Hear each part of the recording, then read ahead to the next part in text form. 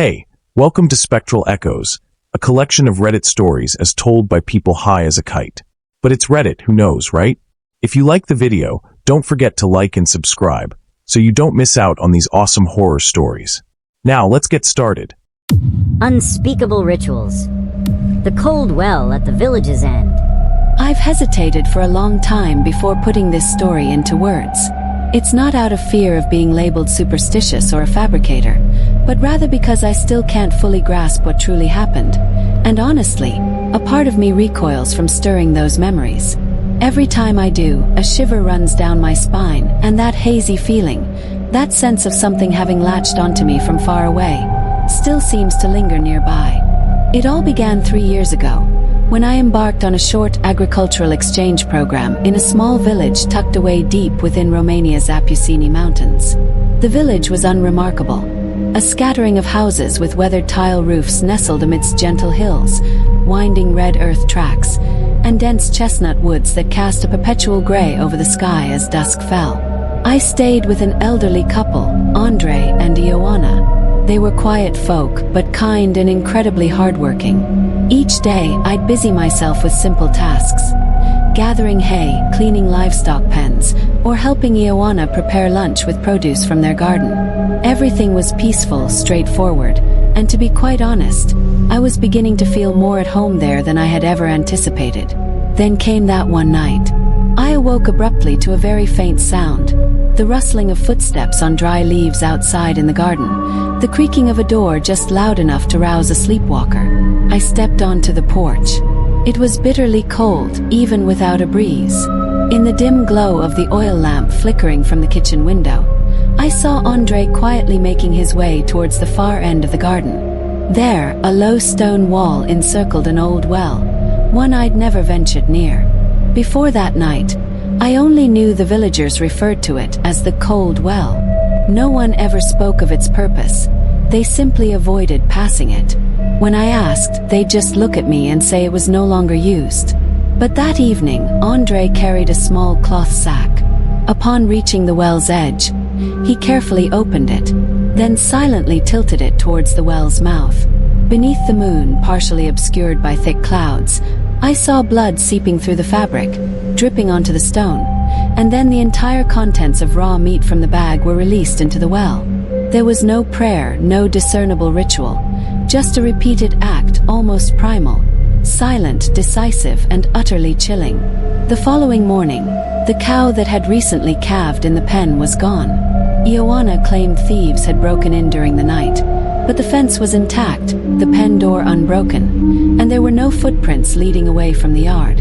I asked no further questions, but I did begin to notice. The cement around the well's mouth had fresh cracks, as if someone had tried to pry open something that had been sealed for a very long time. And there was a very faint, sickly smell on the wind, the scent of decaying raw meat, a damp, musty odor like that from a forgotten crypt. From that night onward, I frequently heard vague moaning sounds. Initially, I dismissed them as stray dogs or the wind whistling through old wooden door cracks. But the more time passed, the more I realized the sound was emanating from the ground beneath my room. Not echoing from outside, but seemingly rising from the earth itself, sometimes as faint as a breath, sometimes as urgent as hands beating on a coffin lid. I started to dream. The dreams were always the same. I stood before the well's mouth. The night was pitch black, moonless and starless, and around me were piles of decaying animal carcasses. My eyes were fixed on the endless darkness within the well's depths, and I heard whispers very clearly. Children's voices, many of them in a terrifying chorus, repeating the phrase, "Not enough more." I confided in no one. But one morning, upon waking, I found muddy footprints just outside my window, despite several days of no rain. I questioned Andre, but he remained silent for a long moment before responding with a question that chilled me to the bone. "Have you been close to it?" Said no. I told him I'd merely stood on the porch, that I just happened to see him drop something into the well. He said nothing more, merely nodded very slightly. A few days later, I discovered a piece of paper tucked under my room door.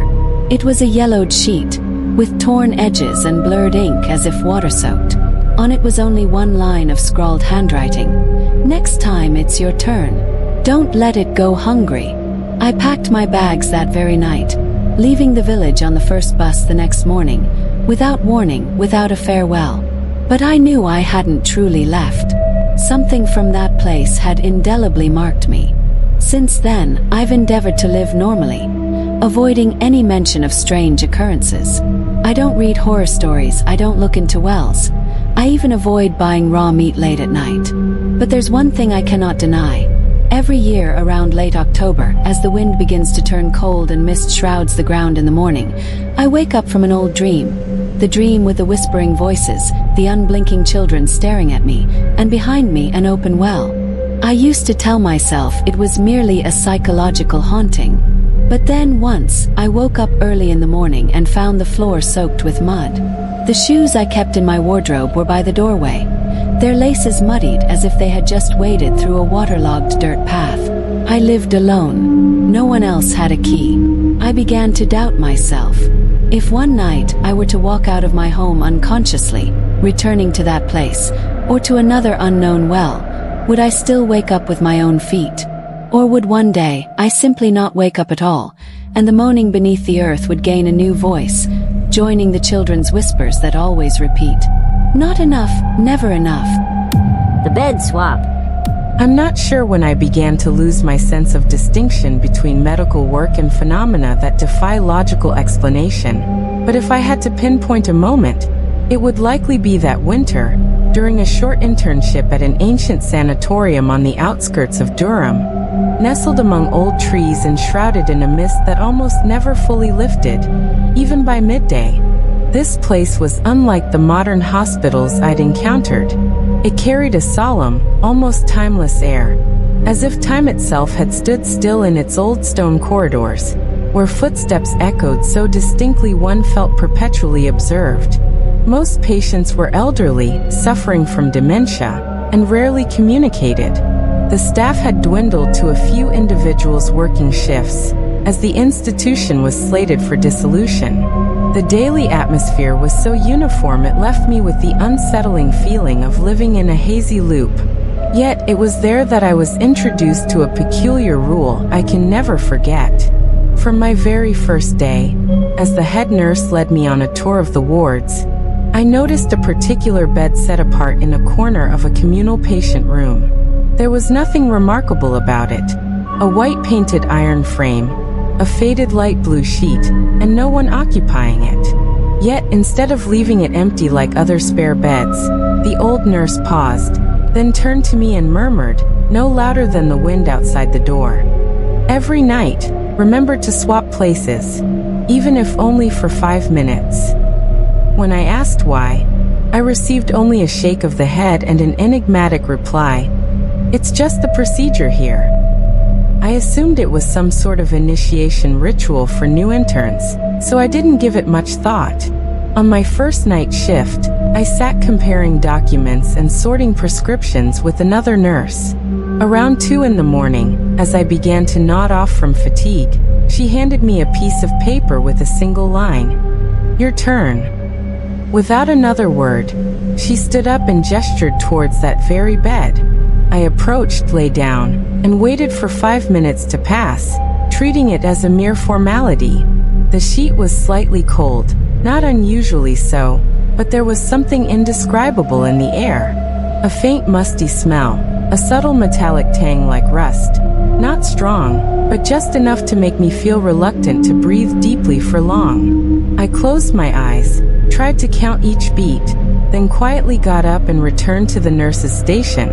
The next morning, I discovered a small, dry brown stain on the edge of the pillow, resembling blood, yet with no obvious source on my body. When I asked, no one offered an explanation, simply saying, "That's how it is." I wasn't the only one performing this strange bed swap.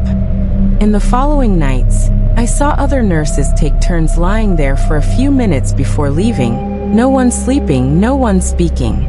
But on the 4th night, when my shift coincided with 2 other nurses, no one came to relieve me. When I inquired, they simply said they were short-staffed that night because a patient had unexpectedly passed away. and everyone was busy with the arrangements. I resigned myself and returned to that bed, lying there by myself once more. This time was different. I wasn't as awake as before. The moment I closed my eyes, I found myself standing at the foot of the bed, looking down at myself lying there, unable to control anything. Beside the pillow stood someone, or rather a dark silhouette, hunched over, as if whispering something into my ear. I couldn't hear clearly, couldn't see a face, only a sudden, suffocating sensation that made me jolt upright. When I opened my eyes, my hands were clasped tightly around my own neck. It wasn't a dream. There were still fingernail marks on my throat.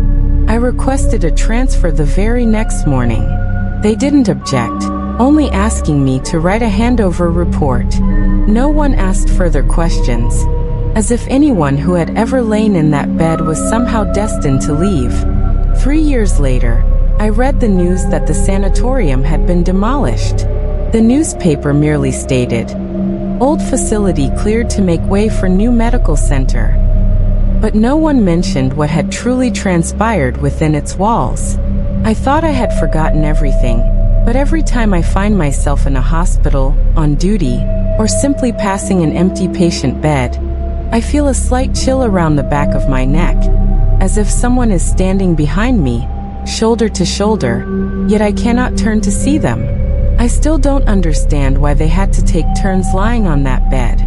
Perhaps it was superstition, or perhaps the maintenance of an old habit no one dared to abandon. But on my final night before leaving, I quietly returned to that room one last time, just to be sure I had truly left the place. And I saw the bed was still there, the sheets neatly made, the pillow squarely placed, as if awaiting its next occupant. I stood still for a long time, then left. But in the moment I turned my back, I saw my reflection in the window pane, and beside it, another shadow, appearing only fleetingly. From that day forward, I never again napped in a hospital, and I never lay down on an empty bed out of mere curiosity. Some things are best left empty. The altar beneath, the living room floorboards. I once believed that things buried beneath the earth would be forgotten with time. Especially the old past of a strange house I only visited for a few weeks of renovation. But since that experience, I no longer hold that belief. For some things, when disturbed, seem only to fall silent for a time, then find a way to return in a form I cannot name, but feel distinctly with every sleepless night. It began when I and a team of workers were hired to renovate the interior of an old wooden house nestled beside a small forest on the outskirts of Ghent, in eastern Belgium. It was a traditional architectural structure, heavily dilapidated, yet its main frame remained sound, particularly the wooden floor in the living room, which the owner insisted be entirely removed to lay a new foundation. We gradually dismantled the planks, and about midway through the room, we hit a square stone block. It wasn't tall, buried about 2 handspans deep into the earth, and oddly dry around it, even though the entire basement below was damp and moldy as usual. On the surface of the stone were shallow, curved and slanted carvings, like some ancient symbols. The ink or substance used to draw them had dried and faded, but a faint reddish-brown hue, like congealed blood, still remained. The owner, a taciturn man in his 50s, claimed to have never known of its existence. He merely stated that his grandfather used to vaguely say, "The living room is not a place to dig," but never explained why. We discussed it and decided to pour cement over the stone block, attempting to seal it completely, then lay new floorboards as originally planned. We thought the matter was closed after a long day's work, but inexplicably, from that day on, I carried a very distinct feeling that I found hard to articulate, as if someone was observing me from a corner of the room. Even after I left that house and returned to my apartment in the city center, that sensation didn't entirely vanish. Every evening, as the sunlight began to touch the window pane, I felt as if a figure stood obscured in the opposite window frame, their face and gender unclear, but standing motionless, utterly still, as if appearing only in the moment I turned my head. Even stranger was the faint, earthy smell lingering around the room where I slept. It wasn't overpowering, but just distinct enough for me to realize it was identical to the smell of the earth and stone from the day we discovered that altar-like block. My mind began to swirl with unanswered questions. Why was the stone block precisely in the middle of the living room? Why was it buried so deeply? Why did no one know about it? And more importantly, why did I start waking up in the middle of the night at precisely 3:11 a.m.? I had a clear sensation of having just emerged from some conversation, yet I had no memory whatsoever of what I had said, to whom, or under what circumstances. A close colleague of mine, Martin, who was in charge of removing the floorboards that day, abruptly took leave mid-project without notice. He only called me early one morning, his voice a whisper like someone suffering from prolonged insomnia. He uttered just one sentence that sent a chill down my spine, though I didn't fully grasp its meaning. "Have you heard the murmuring? It started right beneath my feet, at first beneath the floor, but now I think it's followed me home." I didn't answer, nor did I ask further questions, because I myself was beginning to hear similar things. Not actual sounds, but the sensation of sound. The kind where you know something is happening, but you're unsure of its volume or language. Just a very faint layer of sound that brushes past your ears and then vanishes before you can identify it. I tried to dismiss it from my mind, but failed. Then I told myself to return to that house one more time to put an end to all these thoughts. 2 weeks later, I returned to complete the decoration. The owner wasn't there. The door was left open as arranged. As I stepped into the living room, I immediately felt the air was colder than usual. Not the cold of weather or air conditioning, but a thicker, more penetrating cold that clung to my skin. I walked slowly to the exact spot where the stone block had been found, knelt down, and placed my palm on the new wooden floor, trying to reassure myself that I was just seeking a little peace of mind. But there was no peace to be found, for my hand immediately felt a very faint tapping rhythm, almost inaudible unless touched directly. A very steady beat, neither fast nor slow, identical to the sound of a fingernail gently tapping on a wooden surface from underneath. I recounted this story to an acquaintance who taught at Ghent University, an expert in folklore and ancient European rituals. I showed him the photo I had taken of the symbols on the stone that day. After a few minutes of silence, he looked up and asked a question that left me speechless. "What did you gentlemen do to it?" He then spoke of a practice forbidden since the 18th century, once used by certain ancient communities when a death occurred in the family without a clear cause. It was a way to retain a part of the deceased spirit to complete unfinished matters, and it was believed that if the ritual was interrupted, incomplete within the 7-week cycle, the entity thus anchored would find another path to finish its process. I don't know if I believe him, but since that day, every time I step into a room with wooden floors, be it a friend's house, a hotel, or a restaurant, I always feel something beneath my feet, like a very thin layer separating me from something that doesn't belong to this world. And especially on sleepless nights, I hear fragmented sentences in my head that aren't my own, as if I am completing a record I never began. I still keep the photo from that day. I haven't deleted it, but I've never dared to open it again in a normal state. Partly, I fear I'll notice something has changed in the picture. Partly, I fear I'll see familiar handwriting, as if I myself had carved some part of the symbol while unconscious, as if that ritual didn't stop after we poured the cement, but is still continuing through someone. And perhaps that someone is me. The village not on the map. There are places, when you set foot in them, where the initial sensation isn't one of unfamiliarity or strangeness, but rather a profound silence that settles upon your skin. Not peace, but something ancient, observing you from pathways never named. I once dismissed it as a newcomer's illusion in a rural setting, but looking back now, that feeling was the first thing I should have heeded. My third-year summer anthropology internship led me to a small village nestled deep within the mountains of southern Austria. This place barely appeared in any guidebooks or satellite maps, mentioned only in a few cryptic lines in an old research institute record. The villagers were insular, speaking an archaic German dialect with low, peculiar tones, yet they welcomed me with calm dignity and simple rituals. There was no electricity, no phone signal, only flickering oil lamps and meals of dark bread, goat's milk, and smoked, salted bacon hanging from the rafters. I meticulously documented everything in the initial days, from daily customs to the stories they shared by the fire. Then, one evening, when I inadvertently brought up coming-of-age rituals from other cultures, an old man in the village chuckled softly. He mentioned that this place also once had a ritual for those yet unnamed. The others remained silent. Only the oldest woman in the village later murmured, as if not intentionally addressing me, that we only let the little ones wander off once. If the spirit desires it, it will return. At the time, I thought I had misheard, or that she was speaking incoherently. That was until the following evening, as I was taking notes. I saw a group of about 6 children.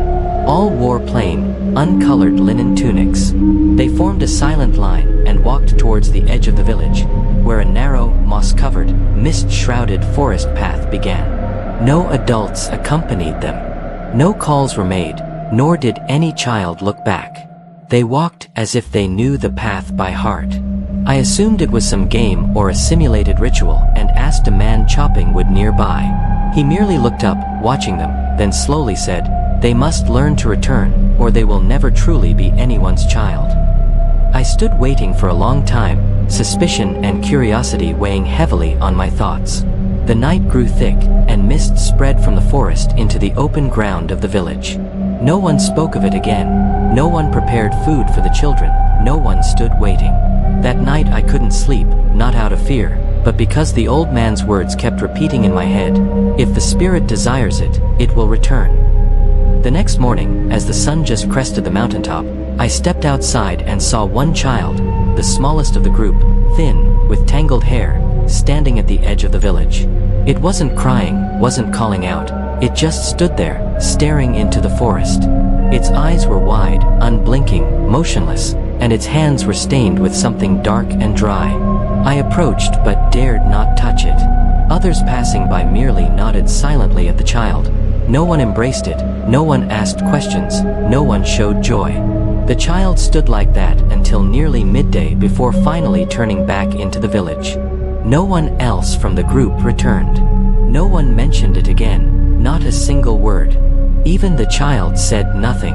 From that day on, I never saw it smile again. I dared not ask. Not out of fear, but because I felt that if I did, I would hear an answer I shouldn't hear. A feeling of profound disquiet welled within me, as if I had just witnessed something that had been taking place for hundreds of years, and was continuing without time's consent. After the internship, I tried to return the following year to conduct further research and hope to learn more, but when I searched on maps, that village no longer appeared.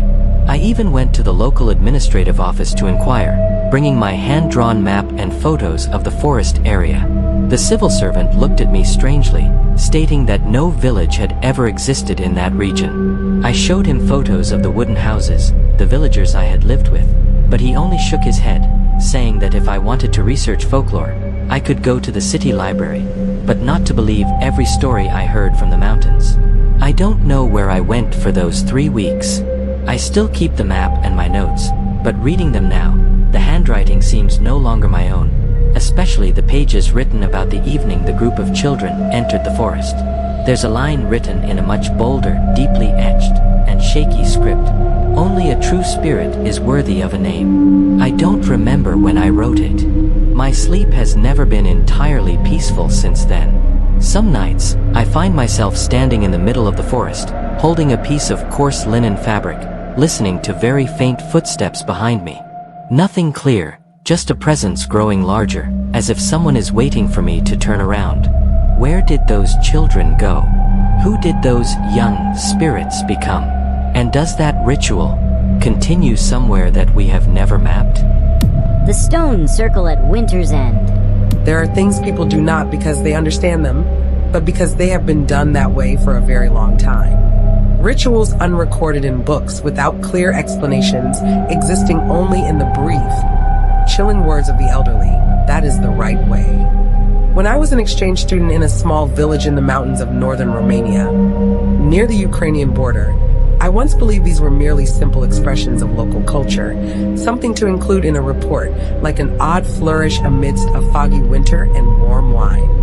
I lived with the Petrescu family, an elderly couple who lived quietly, tending to every meal and every morning greeting.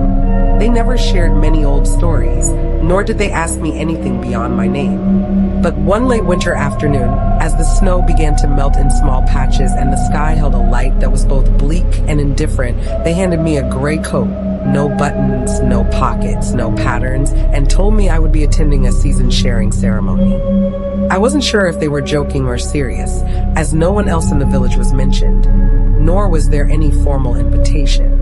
As the sun dipped low, Mrs. Petrescu tied a black cloth band around my eyes, then took my elbow, leading me step by step along the soft dirt path.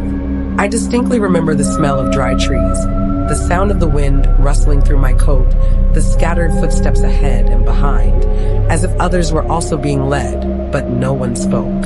When the cloth was removed, I stood in a bare clearing amidst the fields, surrounded by uneven stone slabs arranged in a circle, covered in gray moss, mingled with timeless marks of age. A fire smoldered in the center, emitting a strange blue light, unclear if due to the wind or the substance being burned. People called the place the Old Mouth of the Wind, a name that made me imagine something that once breathed, but no longer did. Only silence remained. Everyone stood around me, identically clad in gray, their faces indistinct in the light cast solely by the fire. They began to sing very steadily, very slowly, each word resonating as if stretching time into threads. I didn't understand the language. No one translated for me. Yet I felt as though I had heard it somewhere before, not with my ears, but with a sensation that had lain dormant in my memory. I was given nothing, nor was I asked to do anything. But I felt very distinctly that I was being placed in a preordained position, that I stood there not out of curiosity or by chance, but as if a void had long awaited someone like me to fill it. As the fire nearly died out, everyone quietly turned away, without speaking, without looking, as if the ritual was complete. I, too, was about to follow when a very faint voice in English, from directly behind me, whispered something that made me freeze. No. Stand still. I didn't turn around, nor did I try to discover who had spoken. I simply stood still in the steadily cooling stone circle, listening to the wind rustling through the dry grass and feeling the light gradually recede from my feet. I stood like that for an unknown duration. Upon returning home, the Petrescus asked nothing. Dinner was as usual, and conversation revolved only around vegetable soup and news from the old radio. 3 nights after the ceremony, I awoke precisely at 2:13 a.m. No alarm, no sound, but each time I awoke, I found myself out of bed, standing in the middle of the room in the darkness, my bare feet cold, and in my hand, a burning white candle. I didn't remember where I had gotten the candle, nor why the flame didn't burn me. I only knew it was real, because dripping wax left small, irremovable stains on the floor. I tried locking the door, tried setting alarms to monitor myself, but no night was different. I still awoke in that position, unable to explain why, or how I had returned to bed.